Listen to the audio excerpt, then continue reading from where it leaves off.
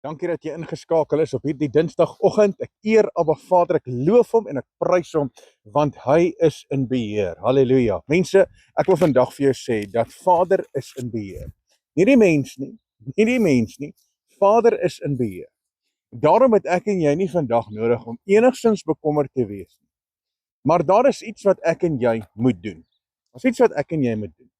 Want vandag is Dinsdag, dis die 30ste Junie 2026 en ons weet natuurlik dat reg oor Suid-Afrika is daar onluste.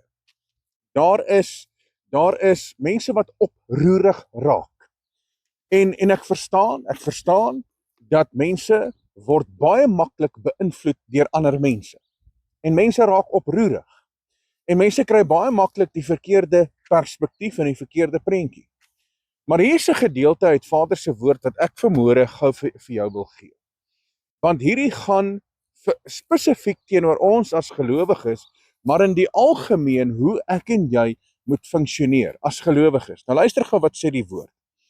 Hy kom in Spreuke hoofstuk 24 vers 21 en vers 22 en hy sê die volgende. Hy sê my seun, hier kom die opdrag en hy praat met ons as kinders. Hy praat met ons as gelowiges, kinders van Jahwe. En hy sê my seun, vrees Jahwe. Vrees Jahwe en die koning. Met ander woorde, ek moet Jahwe vrees, ek moet hom dien in gees en in waarheid. Ek moet gehoorsaam wees aan hom. En as ek aan hom gehoorsaam is, nou sê hy, ek moet ook die koning vrees. Met ander woorde, die regering wat oor ons is, moet ek en jy volgens die raamwerk van die wet funksioneer. Want daar is landswette. Daar is dinge wat hierdie land aan die gang hou en daar is 'n sekere manier hoe ek en jy moet funksioneer. So ons kan nie wetteloos optree nie. Ons kan nie wetteloos in die samelewing optree nie. Ons kan ook nie wetteloos optree in terme van ons verhouding met die lewende God nie. Ek sê altyd daar's 'n regte manier om dinge te doen en 'n verkeerde manier om dinge te doen. Nou luister wat sê hy hier. Hy gaan verder om te sê, my seun, vrees Jahwe en die koning. Laat jou nie in met oproerige mense nie. Ja, wat is vandag besig om te gebeur? Daar is 'n oproer. Daar is 'n oproer oor Suid-Afrika. En ongelukkig stop dit nie daar nie. Daar is ook 'n oproer in mense se harte. Daar is 'n oproer oor sosiale media. En luister nou wat sê die woord. Die woord sê moenie jou inlaat met oproerige mense nie. En dit beteken ook op sosiale media, want wat gebeur, die oomblik wanneer daar nou iets word geplaas, dan kom jy agter baie vinnig, wie is die oproerige mense? Want hierdie ene steek dit aan, en daai ene steek daar 'n veldbrand aan, en mense kommentaar, en mense veg mekaar, en raak oproerig oor sosiale media. Dit beteken ook, ons kan nie fisies oproerig word nie. Want daar's 'n regte manier om dinge te doen, en 'n verkeerde manier om dinge te doen. En ja, as dinge nie volgens jou as mens reg funksioneer in terme van die woord nie, dan moet jy jou stem laat geld. Maar weer eens, daar's 'n regte manier en 'n verkeerde manier om dinge te doen. So wat vandag plaasvind, waar daar soveel oproering is heel waarskynlik die verkeerde manier om dinge te doen. En dis hoekom die polisie moet bystaan, en dis hoekom daar soveel sekuriteitsmaatskappye moet nou ingryp en bystaan, want dit kan baie vinnig lelik ontaard. Hoekom? Want die oomblik wanneer daar 1 of 2 oproerige mense is, kan jy dit baie maklik beheer.